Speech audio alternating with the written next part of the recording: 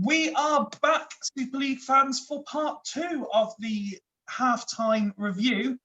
Sadly, Alf and Scott have had to depart, but we are delighted to see that Jens has joined us. Good evening, mate. Good evening, how are you? Yeah, I'm very well, thank you for asking. And Greavesy and Steve have stayed with me because they've got nothing better to do on a Friday night either. Before we continue, just a very quick shout out, because I very rudely didn't do it in part 1. A very happy birthday to co-chairman Ryan, who I'm sure is celebrating in a very socially distanced fashion this evening. Writing it up somewhere in Bolton with a maximum of 2 other people, no doubt. We are discussing the top 7 this time round, lad. And I think it's only fair that we work bottom to top so that Greavesy can build up to what he wants to say about how proud he is. Off at the end. Yeah. Sorry? I'll get cut off at the end. Yeah, get cut off at the end again, yeah. Jens hasn't seen it. When you see part 1, pal, you watch what happens right at the very end. It's brilliant. But Jens, as we welcome you, let's start with you. And we're looking at Bostock, the team just under the dotted line. 23 points from their matches so far. They got a good result midweek, which cut their bad run of results, I should say. Do you think, knowing what you know of Scott and how his teams operate, is that his bad run over now, and he's ideally positioned to go and race up the league again?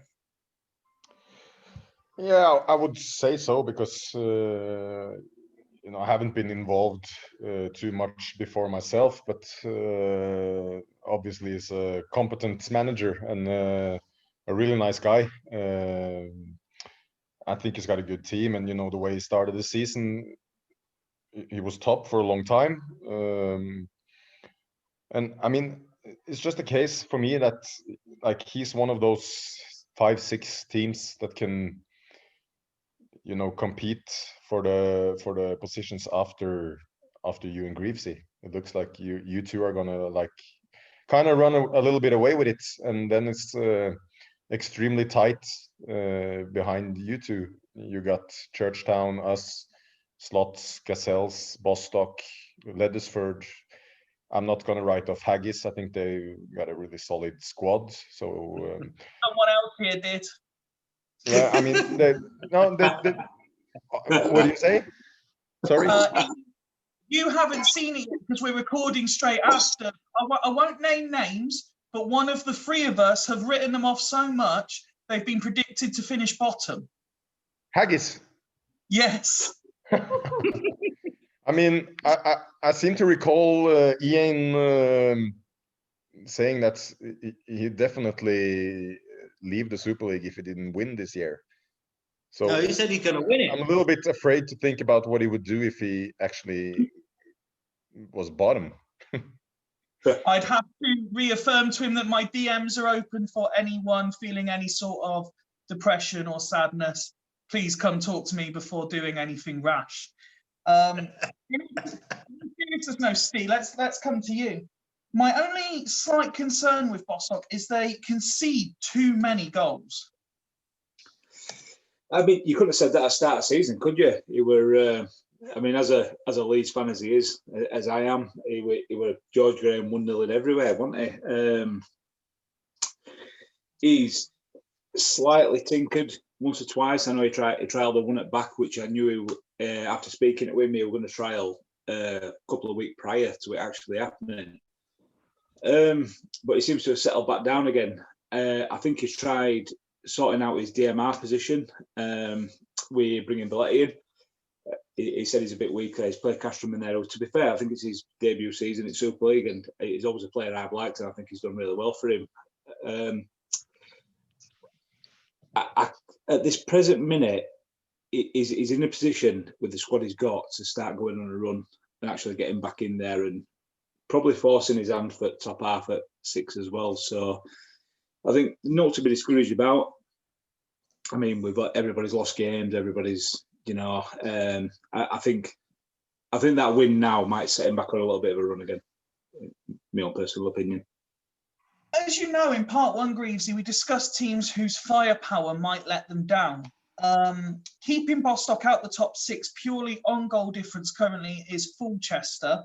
They are the second lowest scorers in the top 10. Are you concerned that their lack of goals is going to cost them? I think I've got a lot of time. I've got a lot of time for Macca, and I think the main problem is he's too worried about what the opposition are going to do to him than what he can do to the opposition. I think the difference between when you played Steve last week, the last game, to when you played Macca was too concerned with setting up to stop you. Steve set up his back line. Now he has Tomasi and Davids and said, right, I'm going to play here. Let him get through it. Where Macca moves his team about to try and stop the opposition from playing to then hopefully nick a win. Did that against me last time out as well, didn't he? He set up against the 4-1-3-2. He set up to try. Thought he would do. He set up to try and negate a team rather than push for his strengths. At the end of the day, he's got Giggs, Veron, Rivaldo, Saviola. He's top. They're his best players in his team by my account, and they're all attacking players. Well, why concentrate on the defensive side? He played it similar to what I would say. He's played it that his squad isn't as good as some of the others. But given what you've just said, Greavesy, would you disagree with that? His squad is up there with everyone else. He's gone on record, and I agree with him in saying that he's weak on the right-hand side. But then if I was managing that, I would know that I'm weak on that side, but he played the past week against Jens. If you've got a player and you want to play him on the right-hand side as Biscan is going to play better as a defensive wing-back than what he is a defensive right mid. Although you get more out of Giggs as a left mid than what you do as a wing-back, Giggs is good enough, and if not one of the best players on the left-hand side, to fulfill that role as a left. So I would have set up, if I'm going to play, if I don't know who I'm going to play as a right-hand side with his squad, I'd have Biscan as a wing-back on that right-hand side, because you know he's going to be defensively solid and he's going to get forward enough. Like what I've been doing in recent weeks with Kaladza and Pankara on the left, because I haven't got anyone on the left. So I play someone who's more defensive to block that side out. So I think he's more worrying about what people are going to do to him than what he can do to other people. Jens, as I mean, anyone watching this outside of the managers and that won't know, but I offered it up if any of the managers wanted me to throw any agenda points in, if you like. And interestingly, I picked up on something Macca himself said, and I'd like your opinion on it, if I may, Jens. If he fails to make the top 6 from A, the position he was in, and B, the players at his disposal, has the myth buster just become a myth? I don't know. I wouldn't say. I know you want the headlines, but I wouldn't say that. To be honest, I didn't fancy his squad to be one of the top 6 if I was looking only at the players. I mean, he's got, of course, like everyone else, he's got some fantastic players. I mean, Veron is one of the best players in the game. All the players Greavesy mentioned, but I mean, I think he had an impressive start to the season, and he's in a little bit of a down now, but I still consider him a main threat for the top 6. And even if it wouldn't end up that way, I still think, I mean, it's so many good teams. It's so close. You can't really write anyone off by not making it. Steve, another team whose squad at the start wasn't really fancied for a top 6 spot is Churchtown. They're on this very, very good run of form. They're currently sitting in 5th. We've played down their squad a lot and boosted Kieran up for the job he's doing. And there's debates over whether, depending on how the season finishes, whether it'll be Greavesy or Kieran that gets Manager of the Year based on the squads at their disposal. But just a couple of names I wrote down here. Emerton, Zanetti, Mendes de Silva, Patrick Pouet, Ashley Cole, Toe Madeira. That squad isn't lacking quality, is it, really? No, I mean, I think season one, especially in Super League, rather than playing AI, Mendes de Silva, you know, he needs a couple of years to come into it, in my personal opinion. But I think the thing is, he's proven as Kieran. He knows how to get an attacking team going for a start. Top scorer in the Super League last year with Churchtown. He obviously knows what he's doing, and I know people keep alluding to it. He wanted players that he's never had before and tried a bit of something different, which I've proclaimed fell massively in my favour, and I still will, in terms of getting Davids in for Ashley Cole. But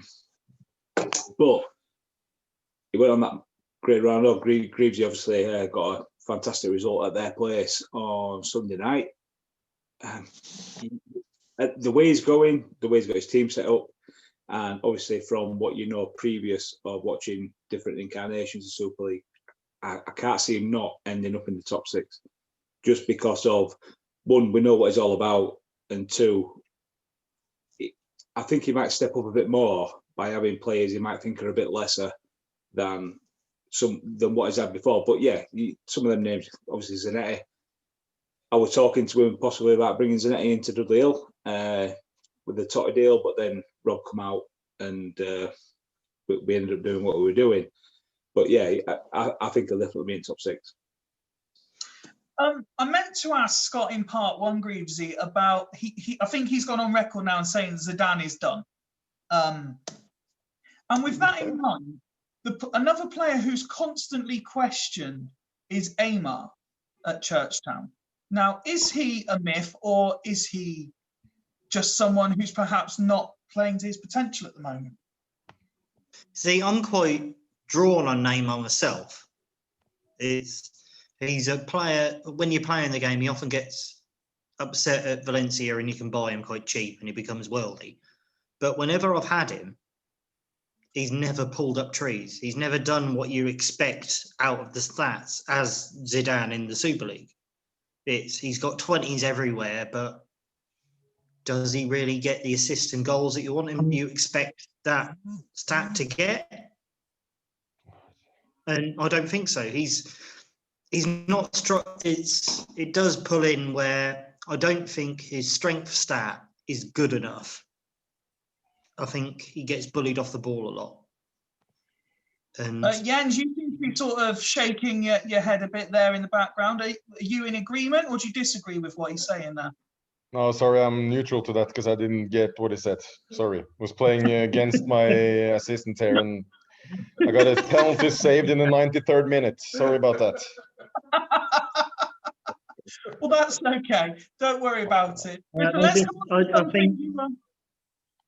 I think if Neymar, like how I've got Riccardinho now attacking from deep, rather than sitting in a low, where I think a lot of the differences are between Super League and off league is that you don't play teams that have DMCs swamped. No one's playing DMC when you play the AI. Where at the moment, say Kieran's playing Haggis, he's putting Aymar in at DMC. He's got Patrick Vieira marking him, where he wouldn't have that normally. Every week, you've got a top quality centre DMC marking your AMC. So every week, Aymar's getting man marked, in theory, where normally he'd have space to run onto. That's why I put Riccardinho in the centre midfield, running onto it, because he's got a little bit of movement to go into it. Personally, I think Aymar would benefit from that rather than staying at AMC just pulling out sixes. And that, ladies and gentlemen, is some tactical insight from the current leader of the CM Super League. Jens, let's discuss something that you're heavily involved with, and that is the next team, Hools. Hools Vikings currently sat in 4th. I believe that's your highest position so far in the league table. And you have made 4-1-3-2 fashionable again. Yeah, it seems that way, but I mean, 2 of the last 3 matches I played, I didn't use it. So we're trying to switch things up a little bit, but yeah, it's nice to see people picking up on it. He adopted my trident. Sorry? You like the look of my trident? Yeah, I did. Why I did. why have you been moving away from 4-1-3-2 again when it's been serving you so well? I mean, it's just a case of, trying to stay a little bit unpredictable.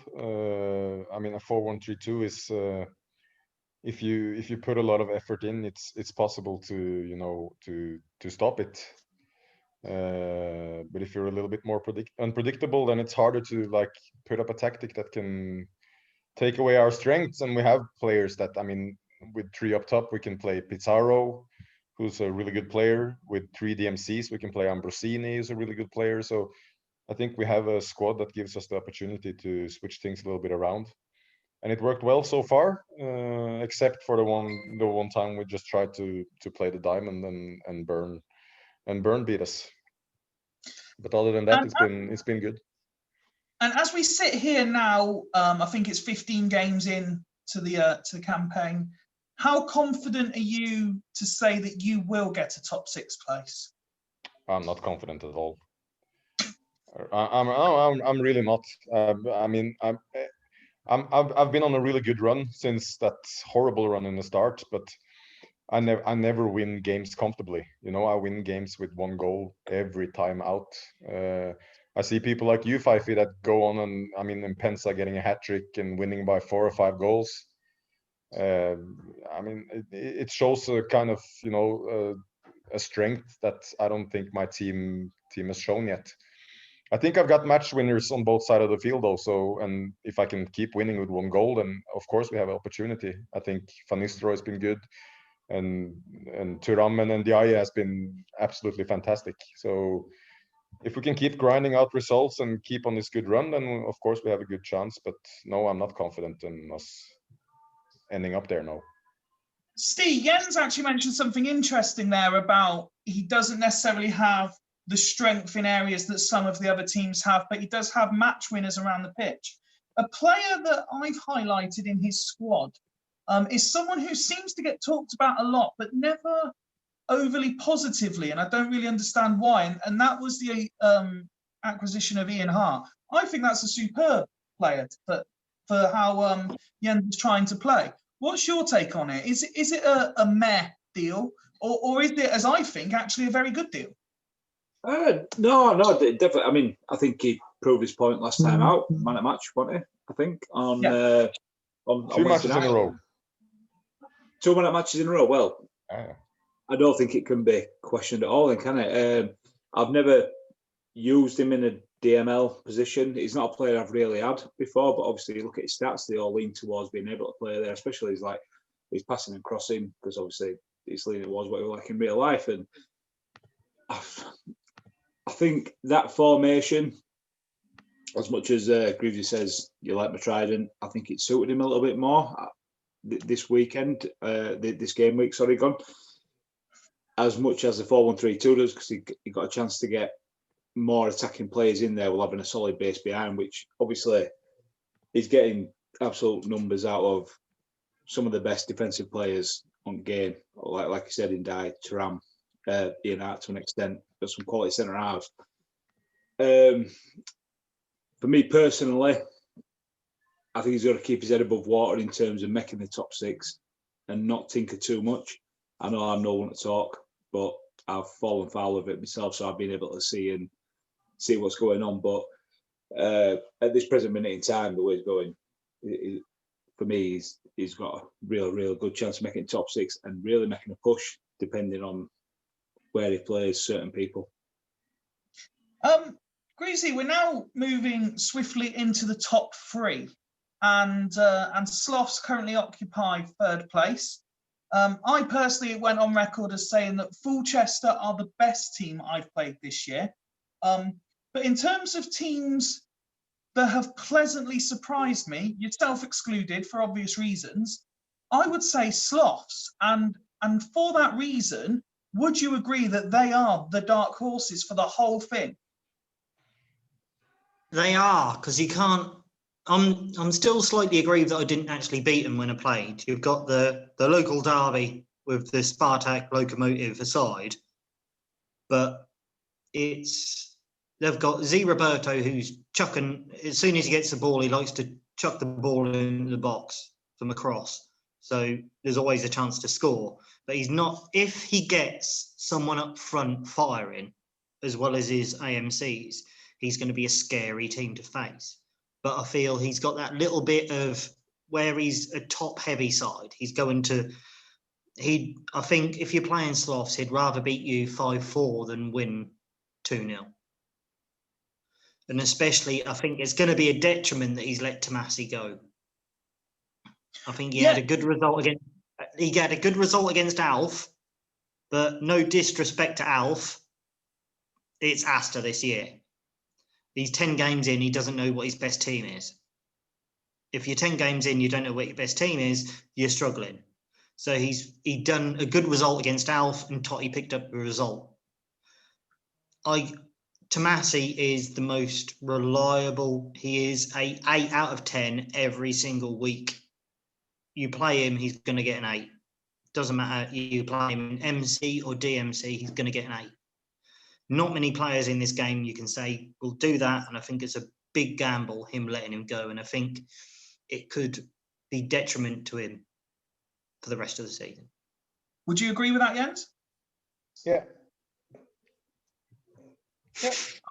I don't have any other option than agreeing with Greavesy.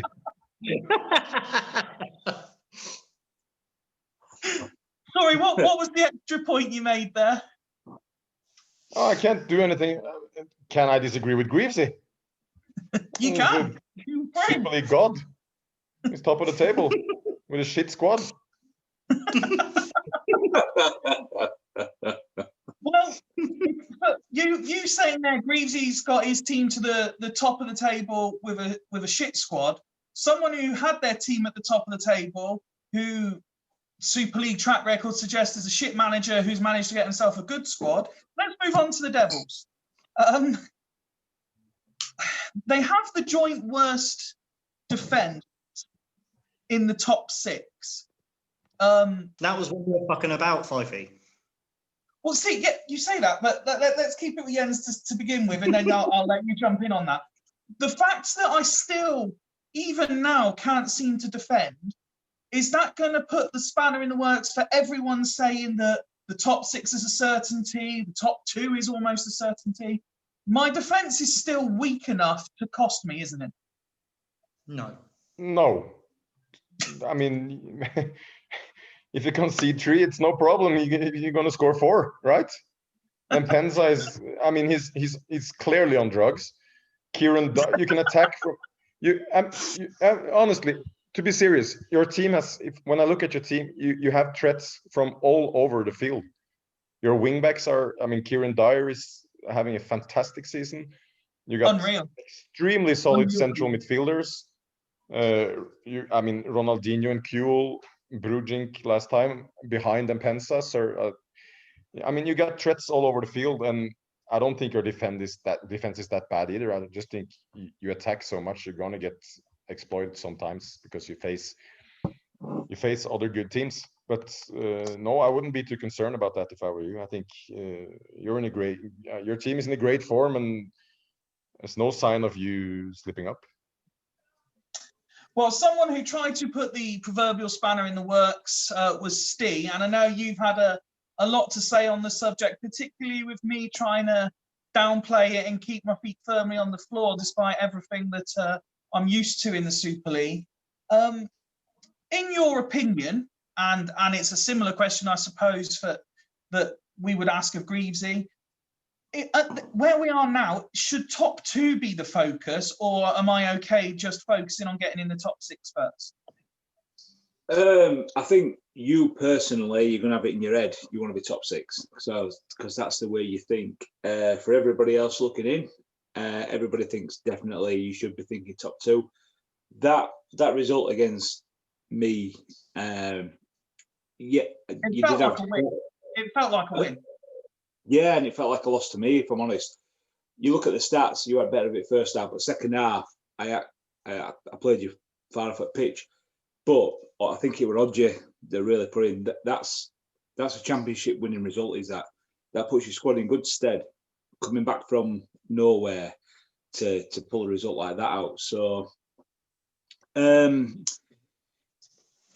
think going back to your defence, I think there is that little slight thing that I think it's if you don't concede, you're not going to concede. But I think it's one of them. If you do concede, you're going to concede 2 or 3. I mean, I'm not rubbing salt in wound or anything, but we're being one of the poorest sides in the league, and we scored 6 goals against you this year. So that's the. But if you can tighten it up in terms of not conceding all the way out, not just top 2, mate. I think the way you're going so far, I think never mind playoffs or anything. I know you've been lingering, but you've got to think you've got to have a good shot of winning the whole thing, in my opinion. Well, before too much smoke is blown up places it doesn't need to be, let's go to the real jewel in the Super League crown. And it falls nicely that Greasy gets to discuss how proud he is of his team, and built mainly on a solid defence, something that I could learn from. Well, it's the way I like to play the game. It's until the past week, none of my opponents have had more than one. Well, Byrne had 2 shots on goal. I'm still pissed off that you beat me by having 1 shot on target. It's one of those. It's if you stop the opponents from having shots on target, you win the game. There's only as Alf says, he came close with all of the top 6 opponents. I may have only beaten Alf 1-0. But I had 7 shots on target to his 1 shot on target. So if you don't take the scoreline as gospel, you say there's no chance of him winning. You've got to have shots on goal to win a game. And if you don't have shots on goal, you're not going to win. So I always like to keep a solid. There's 5 players in my there's 6. My back 6 do not move. Then back 6 are going to be there in those positions. The players might rotate, but then positions are set. Then the instructions are set, and that won't change. The rest that will change are my attacking options. So if I want to play, if I feel like I'm free up front will benefit, I've still got the back 6 to sit upon and build on that. And I've just got to build from there. And I still take each week as it comes. Each game, I look at the team. I was worried about playing Asta because you never know what sort of team Alf is going to pick out of the air. Is he going to play 5 up front? Is he going to play 7 DMCs? You don't know. Where I felt playing Kieran at Churchtown, I knew but what formation he was going to play, so I played the 3 up front.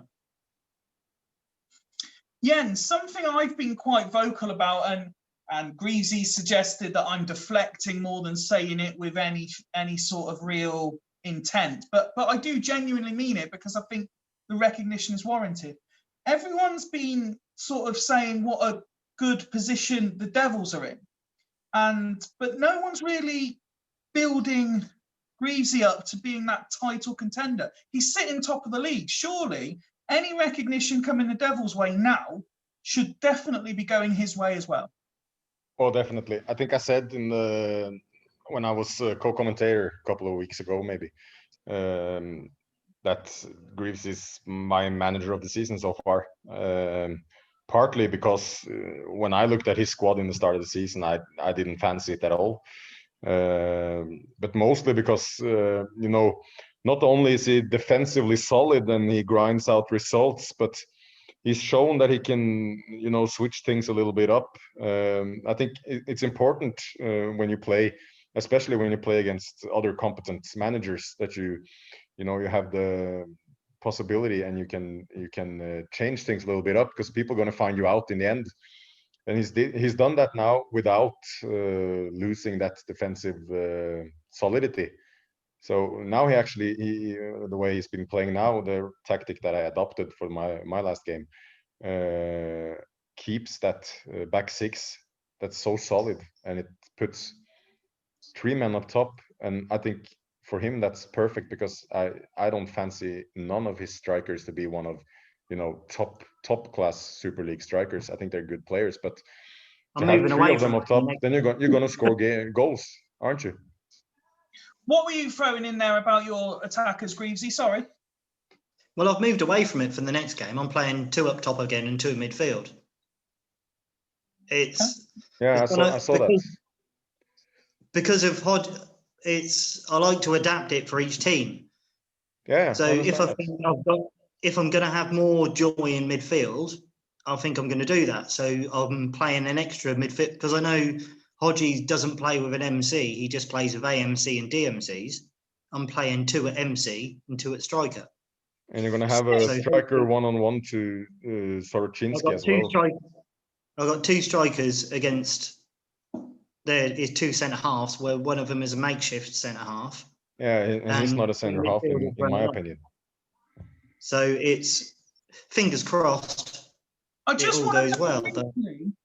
very briefly bring Steve in on that exact point, because earlier in the episode, when we were discussing Fulchester, he said that they're too busy focusing on what the other team is doing. Yet you're sat top of the league, and you've just said you like to adapt it for who you're playing for. Yeah. So I'm thinking about what they're doing defensively, not attacking. Sorry? I'm thinking about what they're doing defensively and how I can break it down, not to how I can stop them from scoring. Do you consider that the difference, Steve? Is that why it's working for one and not necessarily the other? I mean, yeah, he's obviously looking at tactics. I mean, I'll just put his team out, and for me, the way that the results he's had, Greavesy out of playing his trident, his 3 up top, puts pressure on a back 6 that Hodgie's got. He's got 2 up top with 2 in centre midfield, with arrows going up, facing 4 DMs, 2 centre backs. The thing is, we know he can shit out his way to a result, regardless of how he lines up. It's right, but in terms of breaking him down, I really think that it's going to be a goal either way this next game, in my opinion. I think, obviously, Greaves is like back 4 and his 2 centre halves negate, ideally, a 3 AMCs and a striker. But going back at it, I'd have been interested to see the same sort of lineup either side. Greaves has never played that and he won't, but it'd be interesting to see who breaks down each other more. And yeah, Franker in centre midfield with an arrow on. It's either going to be a managerial masterclass, or he's going to get a 6 and not going to get anywhere because of them strong games. He's got 5 minutes to prove himself, Steve. 45.